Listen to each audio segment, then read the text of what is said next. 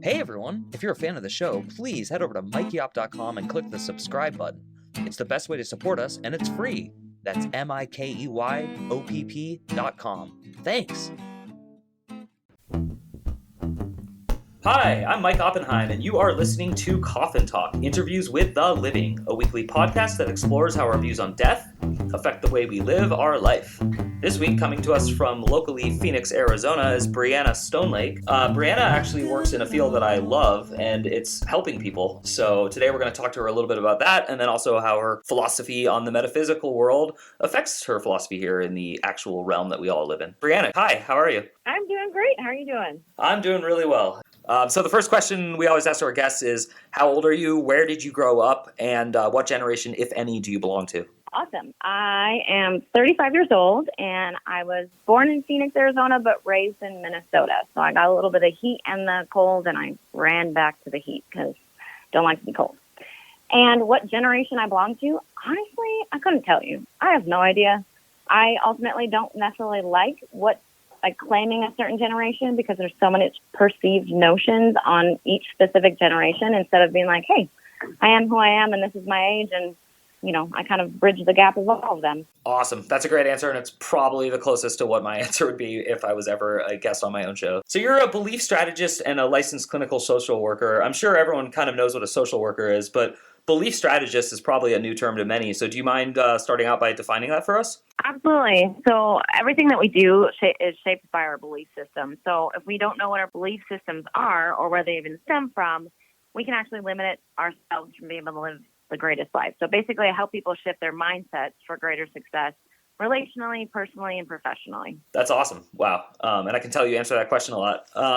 And one of the things you mentioned that you help people with is marriages, relationships, but also business. And so I love the idea that you're really just helping people with anything, and you have a lot of experience in the field. So I think actually the first question that kind of strikes my mind is, what's one of your, and I don't need the pinnacle of it, but what's a good success story of yours that you kind of could tell us? Oh, goodness. So many things. I work with really high-level clientele, so I love their intellect, their ability to invest in themselves. One of my clients is a VP, and she had a lot of anxiety around getting on an airplane. She had done it for years. It was never an issue, and she traveled quite a bit for work. So having that fear come and encase her, where she couldn't actually get on a plane without having a panic attack, was definitely not helpful for especially her work, for everything that she does. And so we were actually able to work with her for just a couple months before we were able to get her on an airplane, and recognize that there's a lot of internal lies and things that it stemmed from, and a lot of fears that it kind of was compiling onto. And so that was pretty amazing. Also working with another couple who were, when I first met with them, they were like, hey, we're going to separate. We can't do this. We're done. I can't be in the same room together. And then fast forward 6 months, it was just one of my favorite things of her telling me, I love my husband so much. I can't believe I get to be with him. This is incredible.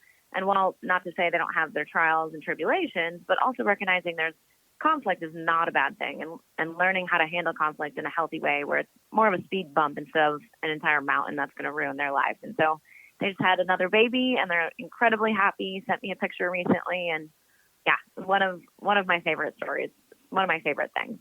Yeah.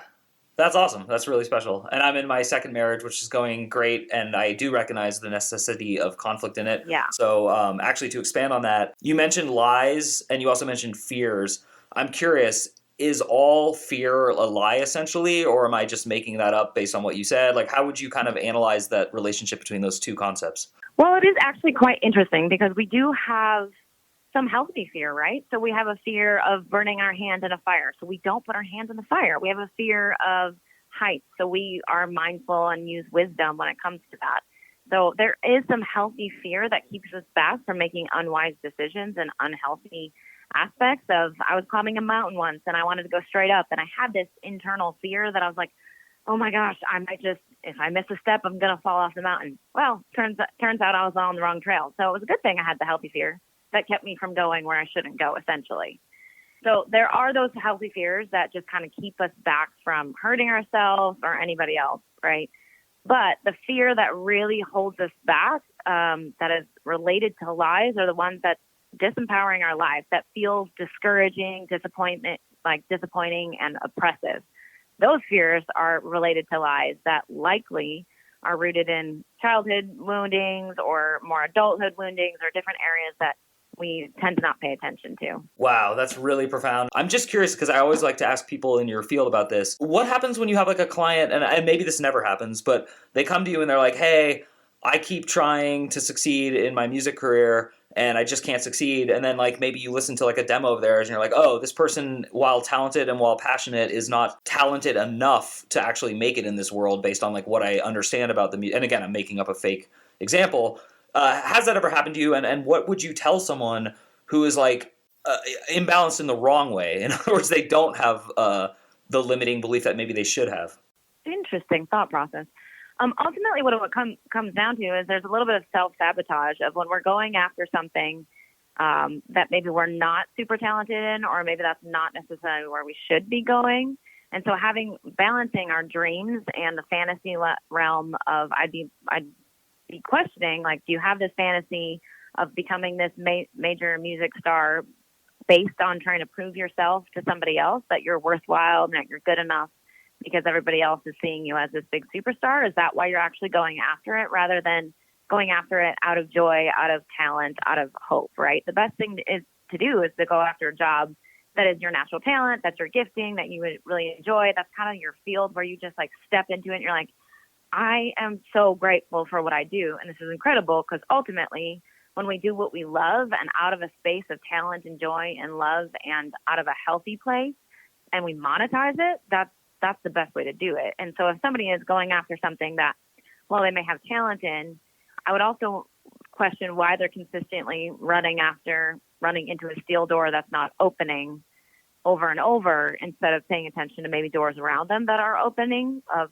hey, you might have talent, but maybe your goal is to be in, or maybe needs to shift a little bit into like producing or being in another aspect of music. That's great. Wow. Yeah. I really like the way you think and answer. It's refreshing. And as you were answering it, I started thinking of all sorts of like really cool things I could be doing in my own life. So while I am not like banging up against closed steel doors, I do sometimes wonder, how is one supposed to define success? Because, and I say this with the following in mind, I listen to a lot of people who are like much, much, much more successful than I am in similar or different careers.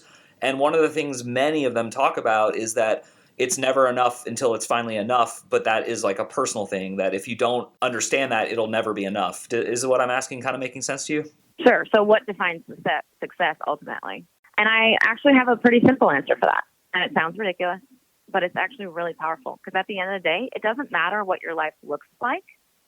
It matters what your life feels like. So I know a lot of really wealthy, successful people that are empty and broken and sad and feel completely alone at the end of the night.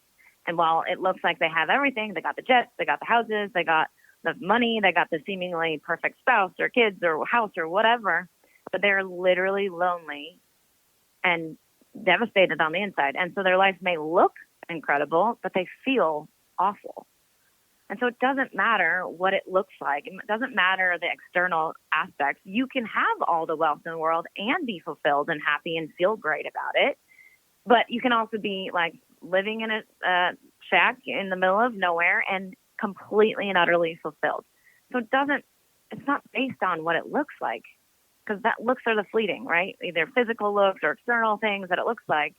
But it's based on how it feels, how you feel about yourself, your own decisions, how you interacted with people, how you feel like you are honest and integrous towards what you want and what your morals are, your values are, your character is. That, at the end of the day, matters more than anything. Wow, that's really, really a great answer, and I definitely agree with it. And I've felt it actually, and more recently than when I was younger. So I not only believe that, but I think it's like a great, easy way to kind of examine your own life. Going back to something you said earlier, because I feel like it is related, how much of an adult's problems are based on like childhood incidents, do you think? If you had to guess like a percent, or like how would you quantify that based on your experience and your anecdotal observational experiences, but also what you've learned in all your training? Yeah, absolutely. I mean, most people might hate this response, but I would say there's a high percentage, 90%, right?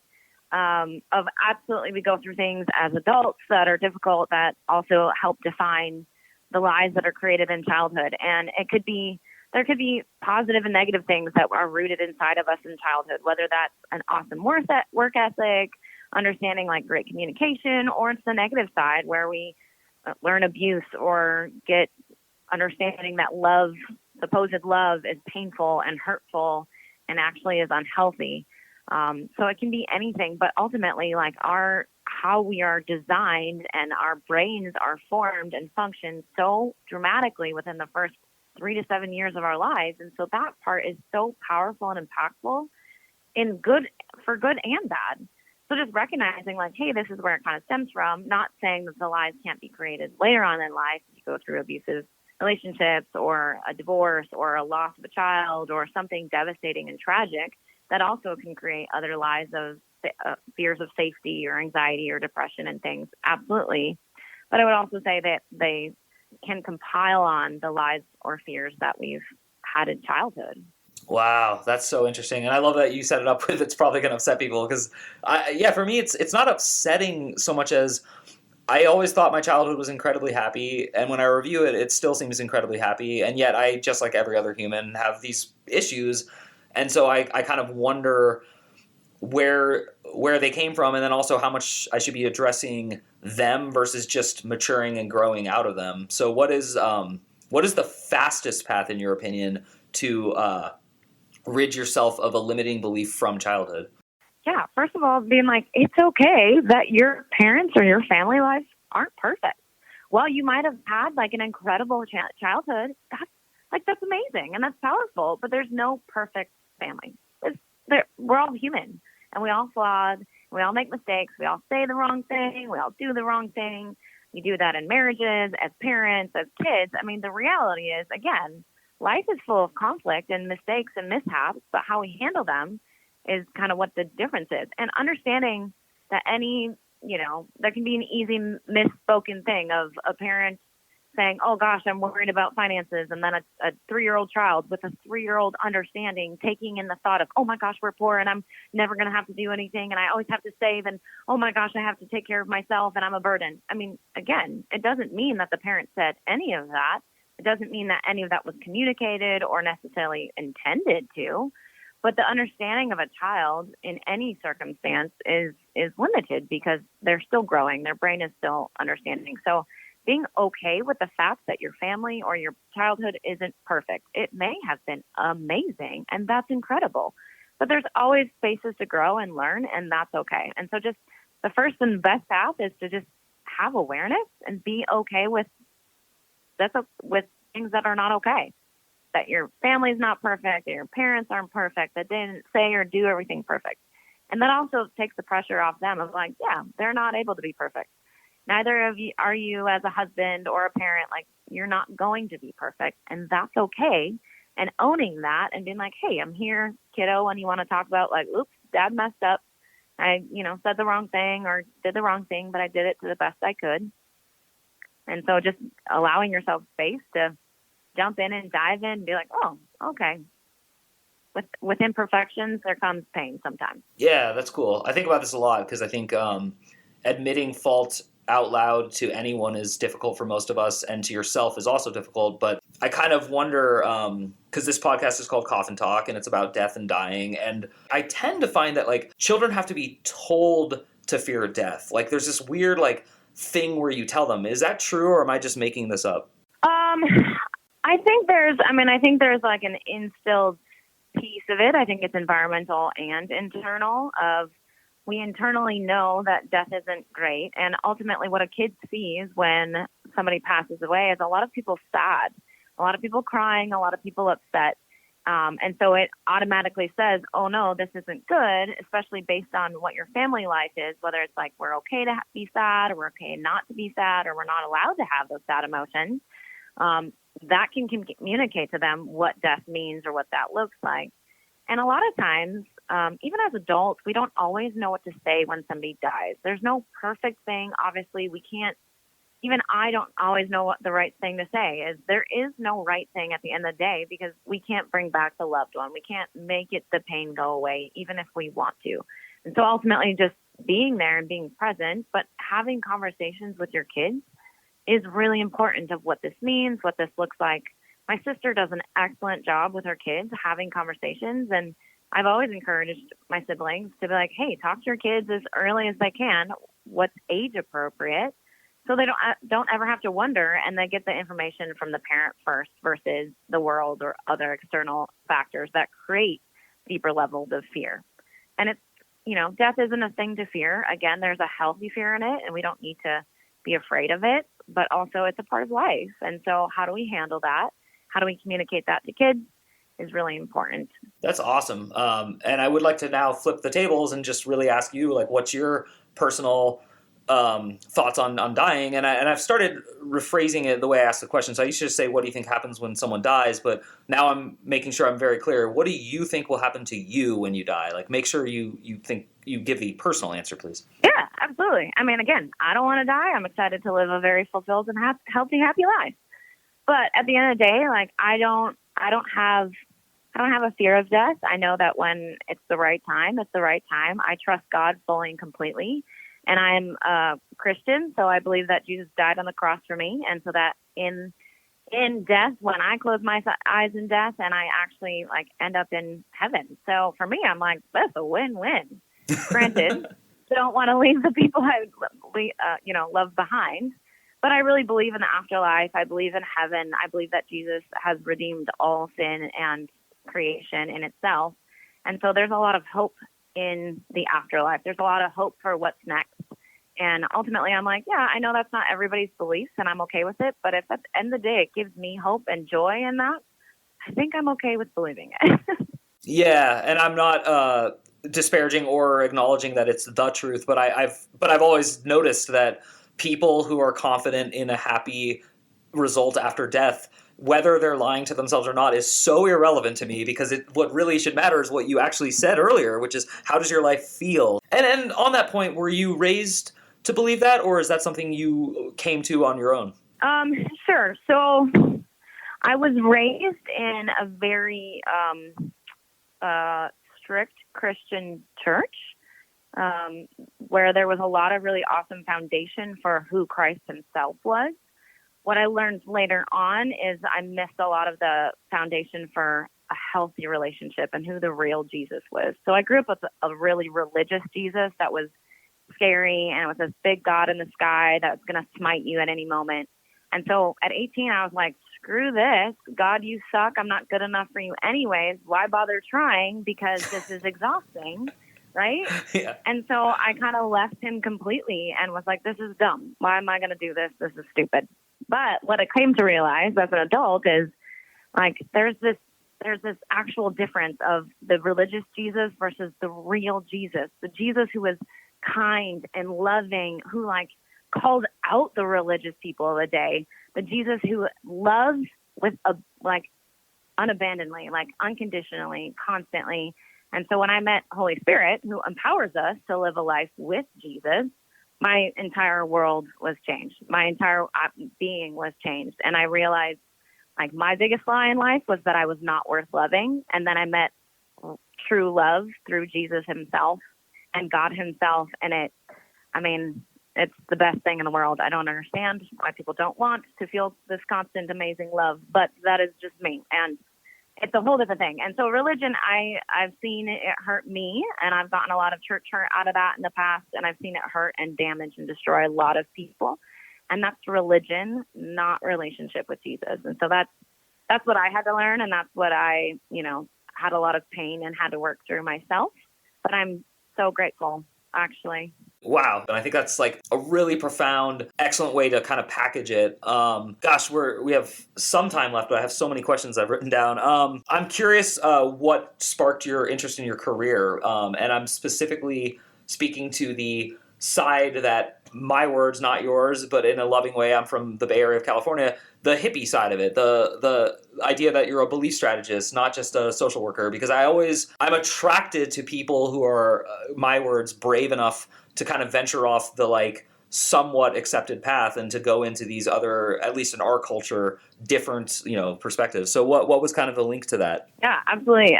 So I've been a licensed clinical social worker, and I've been in the mental health field for 11 years. And while there is so much amazing things about the mental health field, and so much power in what they do and how they help people. What I've actually noticed is there's a lot of things that have tied my hands from actually being able to help my clients the way that they need, the way that they, to coordinate care, the best recommendation for care. I mean, I've had my undergrad and master's in this and have been in it forever. And so what changed, and I've been thinking about it for a while, but there was a space and time that my mom almost passed away. And so I had to travel to another state in order to be with her and kind of help her through that process and help my family through the process. And all this just kind of basically linked together to go through the most traumatic time of our lives. And I had a therapist because I'm also like, I will never ask somebody to do something I have not done myself because that's just rude and hypocritical. So I also have had my own therapist, but so the one time I really truly needed a therapist more than ever in my state of crisis, she was not able to continue care with me because I was out of state. And said, call me when you get back. And I was like, are you kidding me? I have no idea how long I'm going to be gone for. I have no idea. Like, this is the most ridiculous thing because there's a state law that like hindered kind of going across borderlines. And so there's just been things like that have been really frustrating for me as a clinician of like, this is ridiculous. I can help my clients in so many different ways, but I'm technically not allowed to based on a licensure. And I understand, I respect my license. I respect like the ethical board, but I also was like, I want to be able to help less hindered. And so that's how I stepped into Belief Strategist, where I can actually do a little bit more life with my clients and have more priority and access that I can give to them in a space rather than not being able to follow up with them based on, location or circumstances of life that will inevitably hit. Very cool. And before I give you the floor to kind of like have your way with our audience and tell them exactly what you think about whatever you want to talk about, because that's my actual favorite question to ask, I would like to know, can you, if you're willing, can you give us an example of something that you had like a fear from your youth or a fear that you've carried that you cured and just kind of like how that worked, just for one more example for people? Because I'm always inspired by these stories. Yeah, absolutely. For me, I used to perform for love upside down and backwards. Again, my biggest lie was I was not worth loving. And I saw that played out and reiterated through negative life circumstances, with friendships leaving me or, a church leaving me and, or unhealthy relationships. And so I saw that reiterated over and over. And so instead I stepped into performance trying to desperately prove that I was worthwhile, prove that I was worth loving, all these things.